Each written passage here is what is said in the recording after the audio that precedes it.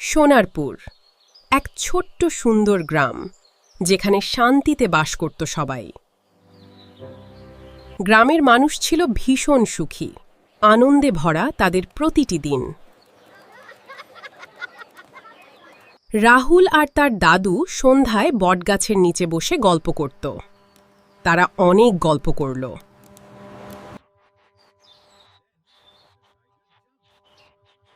দাদুর গল্পে রাহুলের চোখ জল জল করত। সুমি ছিল রাহুলের সবচেয়ে কাছের বন্ধু, বুদ্ধিমান আর সাহসী। দুই বন্ধু মিলে গ্রামের নানান দুষ্টুমিতে মাতিয়ে রাখত। গ্রামের বটগাছে বাস করত এক জাদুর পাখি, অগ্নি পাখি। সেই পাখির গানে গ্রামে সুখ আর শান্তি বিরাজ করত। কিন্তু একদিন রাতে উত্তরের বাঁশঝাড় থেকে এলো এক অশুভ হাওয়া। কুয়াশার মধ্য দিয়ে এলো এক বৃদ্ধা, কিন্তু সে আসলে মানুষ নয়, মায়া ডাইনি। ৩০০ বছর পর জেগে উঠেছে সে।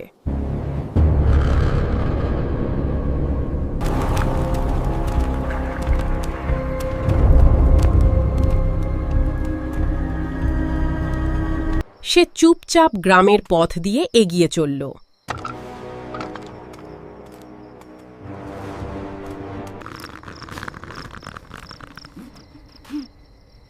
রাহুল, দেখ ওই বুড়িকে। আগে তো কখনো দেখিনি এই গ্রামে। ওর হাতের আঙুলগুলো দেখ সুমি, স্বাভাবিক মানুষের আঙুল এত লম্বা হয় না। কে আছিস ওখানে? দাদি, কিচ্ছু করব না তোদের। রাহুল বুঝল এই বুড়ির ব্যাপারটা একা সামলানো যাবে না।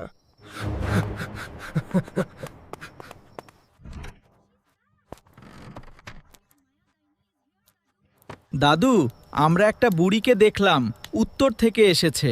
ওর হাত, ওর চোখ সব অস্বাভাবিক। রাহুল, এটা সাধারণ বৃদ্ধা নয়। আমি এই অশুভ চিহ্ন চিনি। ৩০০ বছর আগে এই গ্রামে এসেছিল মায়া ডাইনি। সে আবার ফিরে এসেছে। ডাইনি?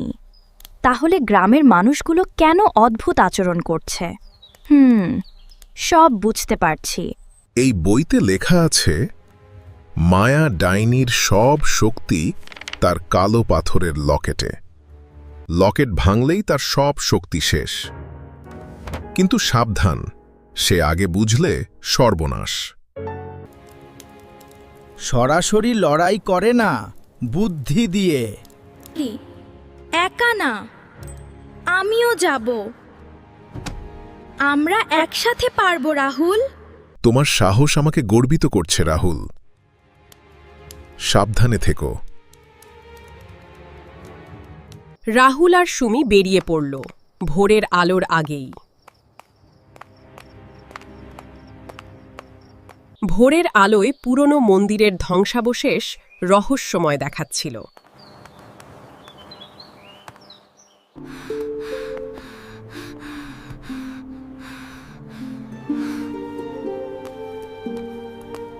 ঠিক সেই সময় অগ্নি পাখি তাদের সামনে আবির্ভূত হল। রাহুল, তোমার সাহস আর বুদ্ধি তোমার সবচেয়ে বড় অস্ত্র। আমি তোমার সাথে আছি। আমার পুরো গ্রাম বিপদে। আমি যা করতে হয় করব। আমরা ৩ জন মিলে পারব, রাহুল, অগ্নি পাখি আর আমি। রাত নামল। পরিকল্পনা কার্যকর করার সময় এসে গেল।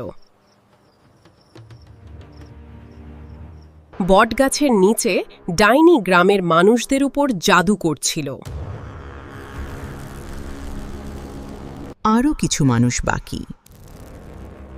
তারপর আমার কাজ সম্পূর্ণ হবে।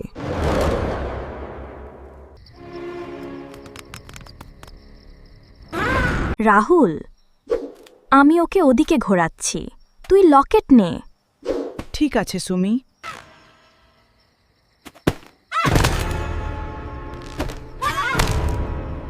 রাহুল তীরের মতো ছুটে গেল। এই মুহূর্তই একমাত্র সুযোগ।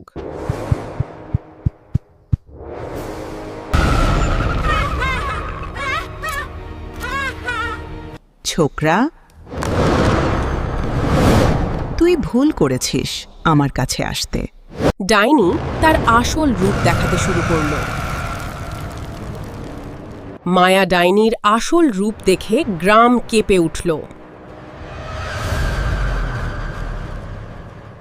এই গ্রাম আর এই পাখি সব আমার, কেউ আটকাতে পারবে না।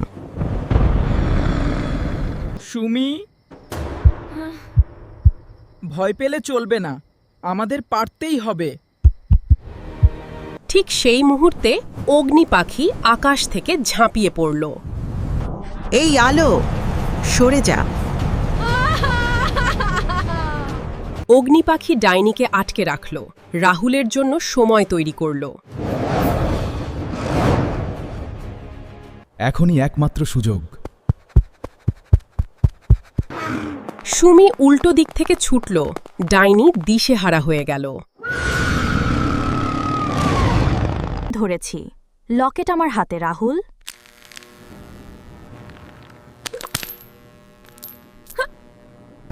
দে আমার লকেট। এখনই দে। সুমি পড়ে গেল, লকেট হাত থেকে ছিটকে গেল। সবকিছু থমকে গেল একটি মুহূর্তে।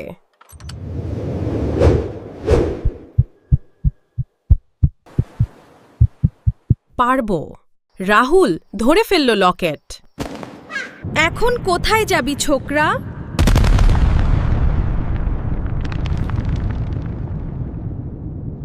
দাদু বলেছিল, লকেট ভাঙলেই তোমার শক্তি শেষ। ভয় পাই না, আমার গ্রামের জন্য।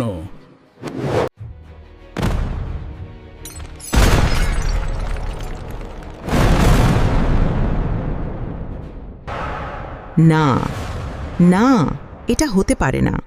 আমার ৩০০ বছরের শক্তি।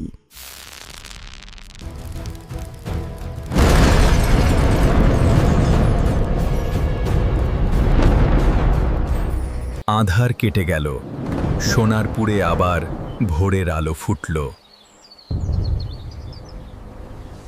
অগ্নি পাখি আবার গান গাইল, বটগাছ আবার জেগে উঠল।